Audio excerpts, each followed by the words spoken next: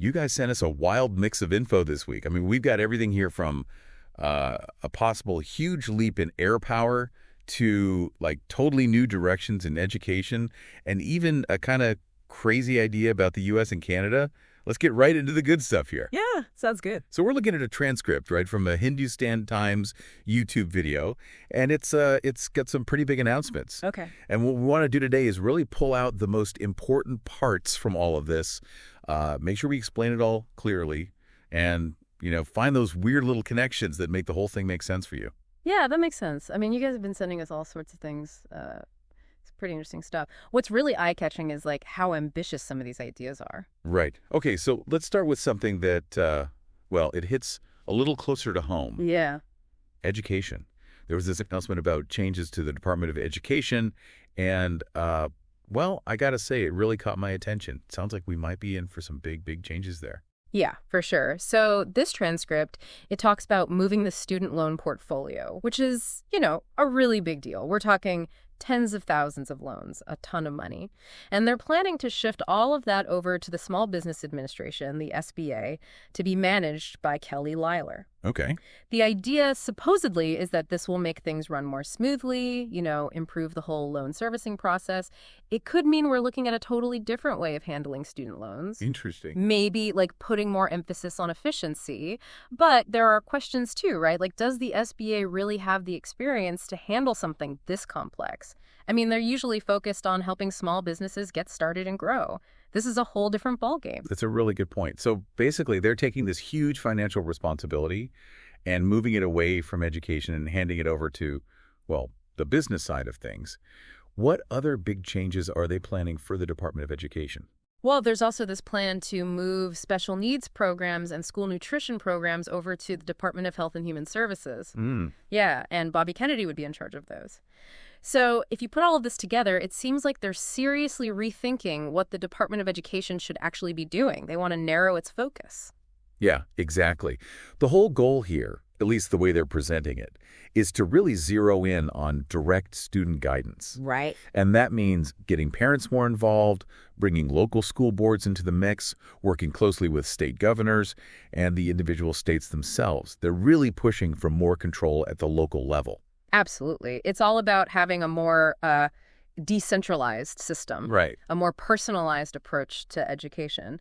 And while, giving that power back to the local communities could lead to some really good solutions, it also makes you wonder, how do we make sure everyone across the country is getting a good education? How do we keep those national standards in place? Yeah, that's a big question. And they've set some pretty high expectations for all of this, too. They're talking about tremendous educational results. Yeah, huge results. Like, they think we can reach the same level as countries like Norway, Sweden, Denmark, those places that are always at the top of the education rankings. They even think we can do better than some of our own top performing states. Iowa, Indiana, Idaho, Florida, Texas. Wow. And get this.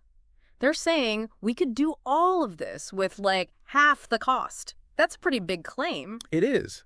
But, to be fair, getting those kinds of results all across the country, that involves a lot of different things. It's not just about changing who's in charge. Right. You have to look at everything. How you're teaching, what you're teaching, the whole socioeconomic situation. It's complicated. Exactly. But still, it's interesting that they're specifically looking at those countries and those states as models. Okay. So let's completely switch gears now. Yeah. And get ready for this because it's a bit of a shocker. Okay. They also made this announcement about the U.S. Air Force's new F-47 fighter jet. Tell me everything. Oh, yeah. This is a big one. They're calling it a sixth-generation fighter jet. So, that means a massive jump ahead of what we've got now with the fifth-generation stuff. Right. Think like way better sensors that can pull in data from everywhere and combine it, crazy good networking capabilities, and maybe even stuff like directed energy weapons in the future. The things they're saying about this F-47 are pretty mind-blowing. They say it's going to be faster, more maneuverable, and able to carry way more firepower than anything else in the world. Anything else in the world? That's a pretty bold statement. Mm-hmm. What exactly are they saying that makes it so much better? So apparently all the top aerospace companies were fighting for this contract for what they call the Next Generation Air Dominance Platform, Okay. which is basically like a super secret program to build the U.S. Air Force's future air superiority. And Boeing won the contract. But get this, They've already been secretly flying an experimental version of this thing for almost 5 years. 5 years. They were flying this thing in secret for 5 These are years. crazy, right? What is it about this jet that made it so top secret? Well, they say it's got this super advanced stealth technology, so advanced that our current radar systems basically can't even see it. Wow. And then there's the engine. It's supposed to be the most powerful engine ever built for a fighter jet. And the crazy thing is, even with all that power and a top speed over Mach 2, which is like twice the speed of sound, they're saying it's still super maneuverable. So it's not just fast, it's invisible, incredibly powerful, and it can turn on a dime. That's a pretty big deal. Yeah, it's a total game changer. So when can we expect to see these things actually flying in the skies? The plan is to build a whole fleet of them during this administration. And there's another cool thing. This F-47, it can fly with drones, like a bunch of them, as many as you want. So you've got this manned fighter jet, and it's controlling a whole swarm of drones. It's a whole new way to fight in the air. It's like its own little air force. Yeah, exactly. And our allies are already knocking on the door. They want to buy these things. There's even talk about maybe selling them, like slightly less powerful versions. Interesting. Secretary of Defense, Pete, had some things to say about this too, right? Oh, yeah, he definitely did. He said this F-47 is going to make sure America dominates the skies for generations to come. Okay. He also talked about how this program was kind of stalled for a while, but they brought it back to life. And this new jet is going to make everyone think twice about messing with the U.S. It's a big part of our national security strategy. Makes sense. What did General David Ulvin, the Air Force Chief of Staff, have to say about it? He was pretty clear that air dominance isn't something you just get and keep forever. You got to keep working for it. He called the F-47 the crown jewel in the next generation of air power. You know, really highlighting how much more powerful and adaptable it is, especially with all those drones. And he said the way this whole program is set up means the government has a lot more control over future updates and improvements. So a lot more control over how this technology develops over time. Okay, that's a lot to digest. Now, this transcript you sent also covers a ton of other stuff. Yeah, it really does. Domestic issues, international issues, it's all over the place. Where should we even start with all of this? Well, maybe we could start with the release of those historical documents. Yeah, good idea. So they talked about the JFK assassination files, right? And how they're getting ready to release more documents related to Dr. Martin Luther King Jr. too. Right. The big number they threw out there was 880,000 pages of JFK documents. Wow. Although they did later clarify and said it was actually 88,000, with more to come. But either way, it's a lot of pages. Yeah, that's for sure. But it seems like they're trying to be more transparent, you know, making these historical records available to the public. Yeah, that's the idea, I guess.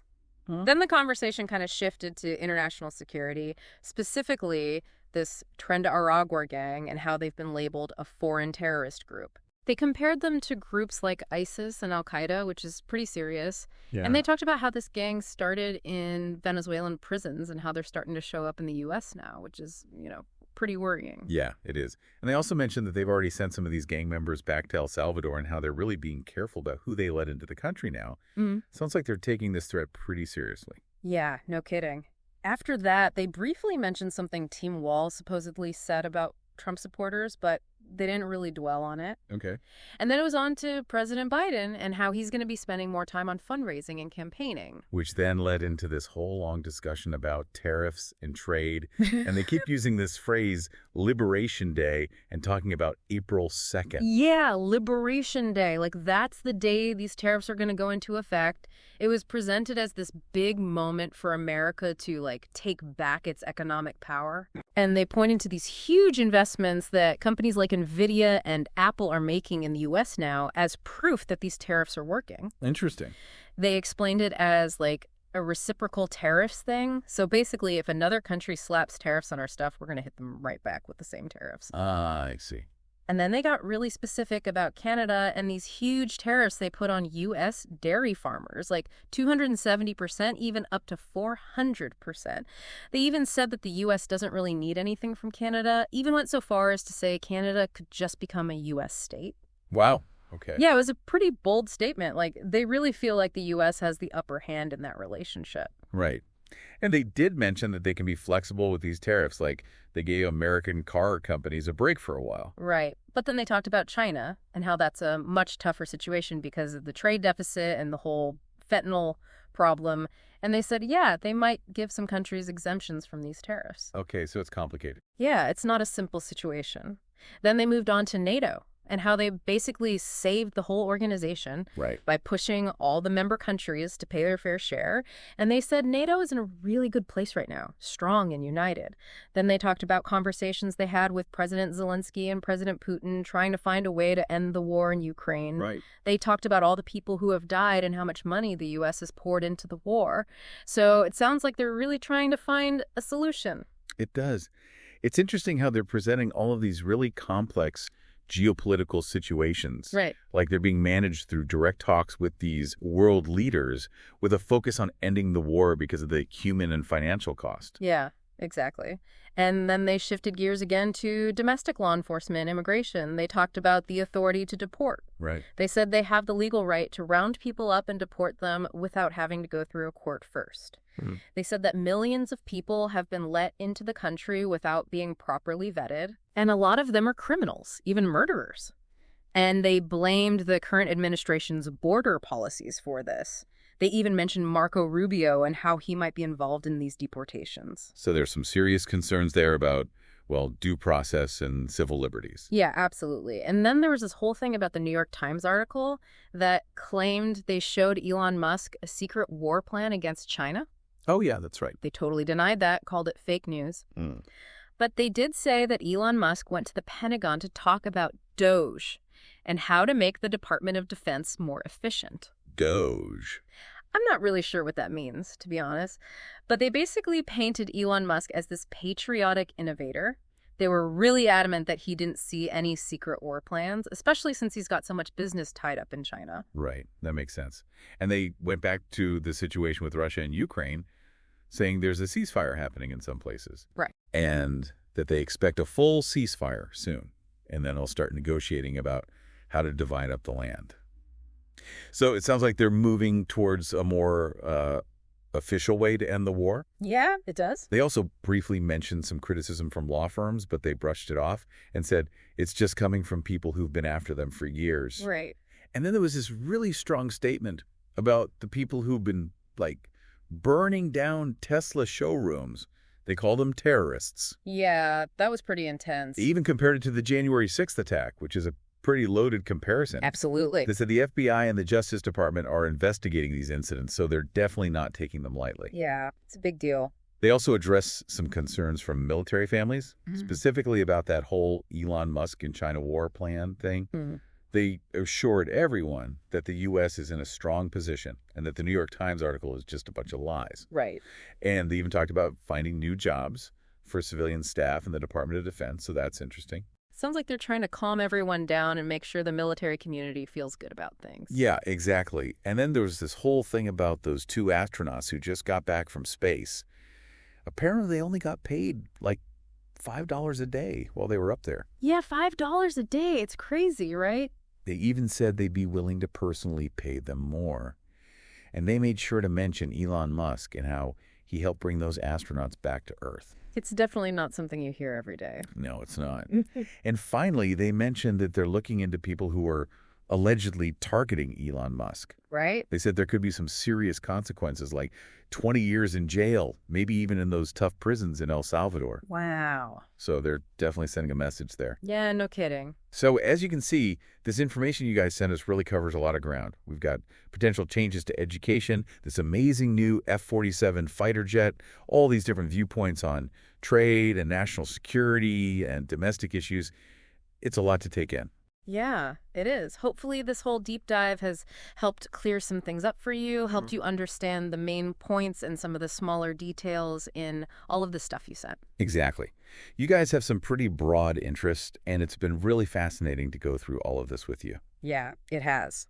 So with all of these advancements in military technology, like this incredible F-47, and all of these big changes happening in politics and policy, what do you think is the biggest challenge facing us in the years ahead? What's going to be the key to keeping things stable and moving forward? It's a question worth thinking about. Yeah, definitely. Thanks for joining us, everyone. We'll see you next time. Yeah, see you then.